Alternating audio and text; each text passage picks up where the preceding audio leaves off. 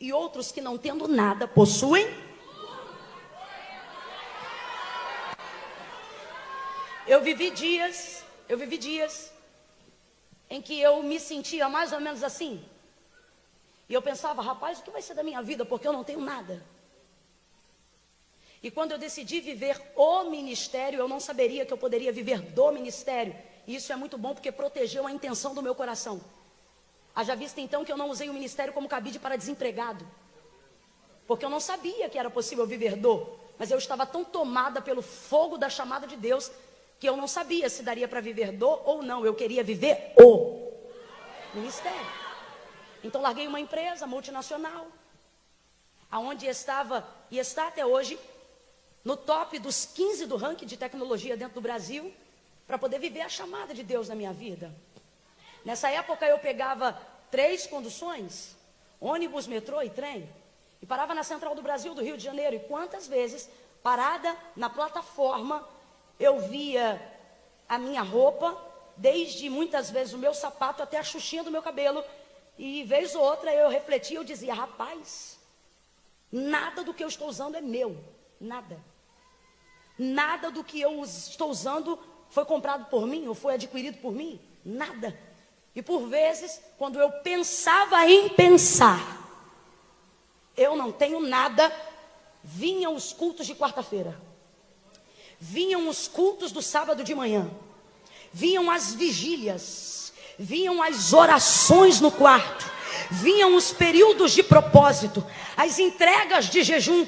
E aí eu me lembrava da palavra, e Deus usava a gente para entregar a palavra, Deus falava a palavra, mas não importava o tanto que Deus usasse alguém do lado de fora, tudo isto dependia de uma confirmação do lado de dentro.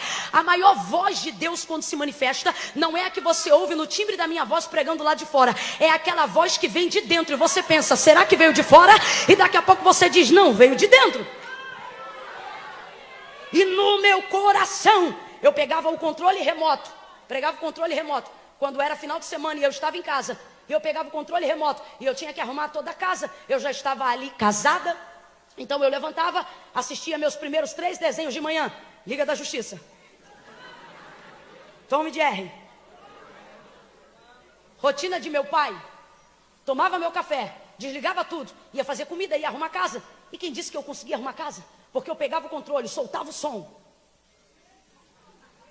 e Lauriette cantava e eu pregava, Damares cantava e eu pregava. E eu sozinha.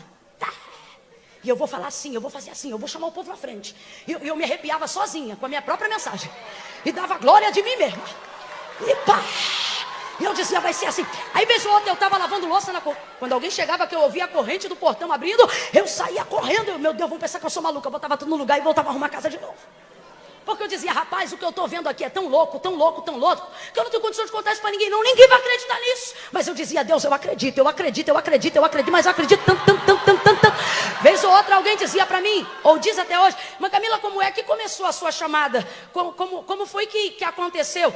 Como é que o pessoal diz? O pessoal diz assim, quando é que você foi escolhido? E eu sei que eu fui escolhida, João 15 fala isso, não foste vós que escolheste de mim, mas eu que escolhi a vós. Mas dentro do formato mais grosseiro, dentro dessa pergunta, não consigo responder quando isso aconteceu. Por quê? Porque na verdade eu não sei se eu fui chamado ou se eu obriguei a Deus.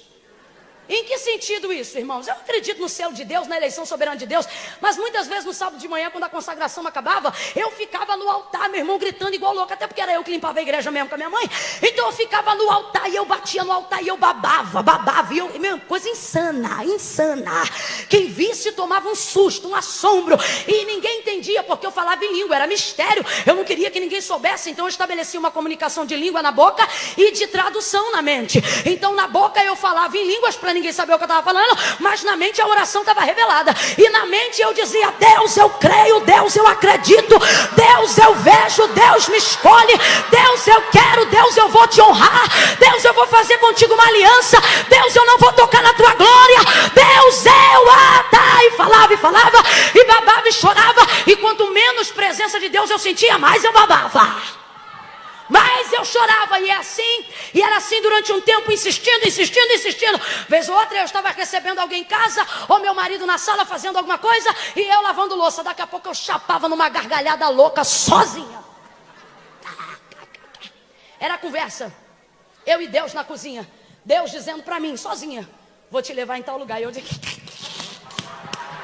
Aí eu dizia assim, quando o senhor fizer isso, fulano vai...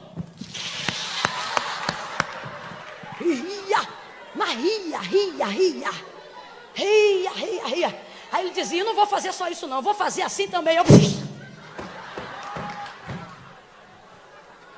Eu ria, pastor Romeu.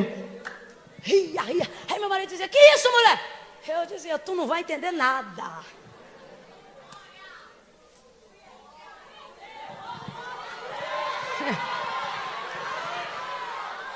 Para de olhar o que você não tem. Sabe por quê? O que você não tem, dinheiro pode dar para qualquer um. Agora o que você tem não se compra nem sendo milionário. Você tem uma palavra, levanta a tua mão porque eu estou ministrando sobre a tua vida. Você tem uma palavra e está debaixo dessa palavra. Pega na mão de alguém aí agora, pega na mão de alguém aí agora. Pega na mão dessa pessoa aí agora. Diga, se você tem uma promessa, já tem mais do que merece. Se você tem uma promessa, você tem tudo. Fiel é o que prometeu. Se você tem uma promessa, você tem o bastante. Se você tem uma promessa, você tem uma garantia. Se você tem uma promessa, você tem uma revelação. Fiel é o que prometeu.